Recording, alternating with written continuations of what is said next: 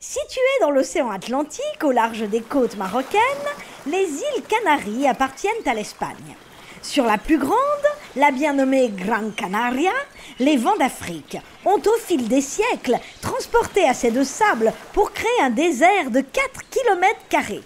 Il s'agit des magnifiques dunes de Maspalomas qui, en s'abaissant jusqu'à la mer, forment une plage dont la renommée a franchi les frontières. Mais attention au ravage de l'amour sur les dunes. Lui, c'est Antonio Fischetti, un journaliste scientifiquement porté sur le sexe. Son truc, c'est d'enquêter sur les sexualités du monde entier. À lire son dernier ouvrage, Sac à dos et libido, publié chez Jean-Claude Lattès. Pour ne rien rater de la série, abonne-toi sur Podcast Addict ou Apple Podcast. Et si tu as aimé, n'oublie pas de laisser un commentaire et une bonne note. Ça fait toujours plaisir. Et retrouve-nous aussi sur Deezer. Sac à dos et libido, le podcast des pays racontés par leur sexualité. J'ai entendu parler des dunes de Maspalomas en tombant sur une étude de chercheurs. Ils ont montré que les dunes de Maspalomas sont menacées, tenez-vous bien, par l'activité sexuelle. En effet, ce lieu paradisiaque éveille la libido des touristes. Et surtout des homosexuels venus de toute l'Europe s'éclater dans cette backroom au soleil. L'équipe de Levi Garcia Romero, biologiste à l'université de Las Palmas en Espagne, a publié à ce sujet en 2021 une étude très sérieuse dans une revue scientifique. Épisode 1, les ravages de l'amour dans les dunes des Canaries. Que les touristes fricotent dans les dunes, pourquoi pas ? Le problème est qu'ils le font sans respect de l'environnement. Si bien que des plantes rares sont piétinées et des lézards meurent étouffés par des préservatifs. Alors, le sexe à la plage est-il un danger pour l'environnement ? Pour se faire une idée, je vais voir Jean-Luc, qui connaît bien cette région où il a déjà voyagé. Alors Jean-Luc, pour commencer, est-ce que tu peux nous planter le décor ? À quoi ressemblent cette île de Grande Canarie et tout particulièrement les dunes de Maspalomas ? Alors oui, les Grandes Canaries, c'est une île volcanique, donc il y a beaucoup de roches dures et noires.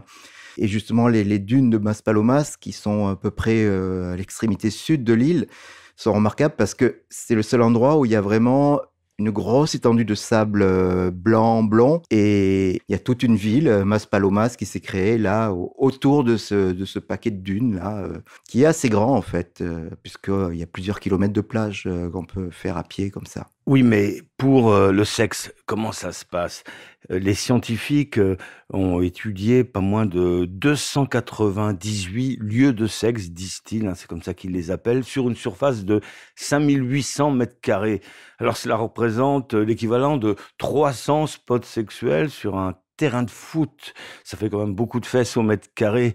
Les dunes de Maspalomas sont-elles vraiment un gigantesque bésodrome à ce point ? En fait, je pense que ça dépend un peu dans quel coin des dunes on se trouve, parce qu'il y a une partie de dunes où, en fait, c'est des petites familles qui se promènent. Et puis, effectivement, il y a un endroit qui est un peu plus éloigné. Au milieu des dunes, il y a des espèces de buissons, comme ça, de petits arbres qui tiennent, en fait, ce sable qui est quand même balayé par le vent. Et donc là, effectivement, le spot est réputé pour être un lieu un peu de rencontre où on peut s'isoler, éventuellement prendre le soleil, mais aussi avoir des relations sexuelles. Les rencontres peuvent se faire sur la plage. S'il y a une connexion qui se fait, on peut toujours aller derrière la dune, continuer la conversation. Et c'est pas une plage naturiste, les gens sont donc en maillot de bain.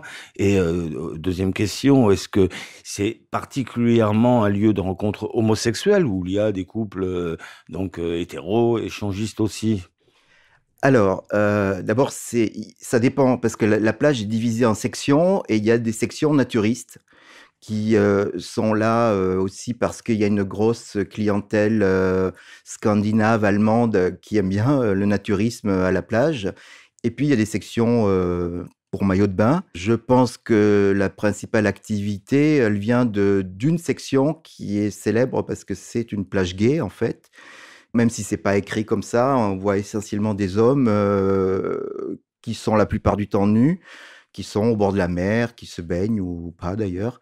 Et donc, effectivement, ça attire beaucoup d'homosexuels de toute l'Europe. Sachant que moi, j'ai vu des gens qui se baladaient aussi dans les dunes juste pour le plaisir de se balader, quoi. Alors, moi, j'ai lu dans l'étude des biologistes de Las Palmas qui ont étudié l'impact sur l'environnement que les adeptes du sexe à la plage laissent toutes sortes de déchets, des mégots, des préservatifs, du papier toilette. Alors, c'est ça qui pose problème particulièrement. Est-ce que toi, tu as pu remarquer ce saccage de l'environnement ? Oui, en fait, on le voit par endroits. Il y a effectivement des mégots ou du papier toilette qui traîne. On voit bien qu'à certains endroits, les plantes sont toutes écrasées, toutes fanées. Ça va pas, c'est pas terrible, quoi. Bon, merci Jean-Luc, super. Écoute, je t'en prie. Au revoir. Alors, que faire ? Les scientifiques concluent leur étude en écrivant « Nous ne demandons pas la fin du sexe en public, nous voulons simplement que les gens soient conscients des conséquences que cela peut avoir ». Les acteurs locaux semblent commencer à comprendre le problème. Des brigades de surveillance ont été mises en place et des gérants d'hôtels ont lancé des campagnes pour initier leur clientèle au sexe écologique. Mais c'est d'abord une question de responsabilité individuelle.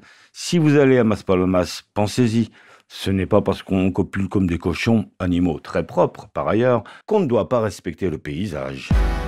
Si tu veux continuer ce voyage dans les sexualités du monde entier, il y a le livre d'Antonio Fischetti, Sac à dos et libido, publié chez Jean-Claude Lattès, et ses chroniques dans le magazine voyageur AR. AR comme aller-retour. Pour ne rien rater de la série, abonne-toi sur Apple Podcast ou Castbox. Et si tu as aimé, merci de laisser un commentaire et une bonne note et retrouve-nous aussi sur Spotify. Dans le prochain épisode, on parlera de la fête des 15 ans pour les filles en Colombie.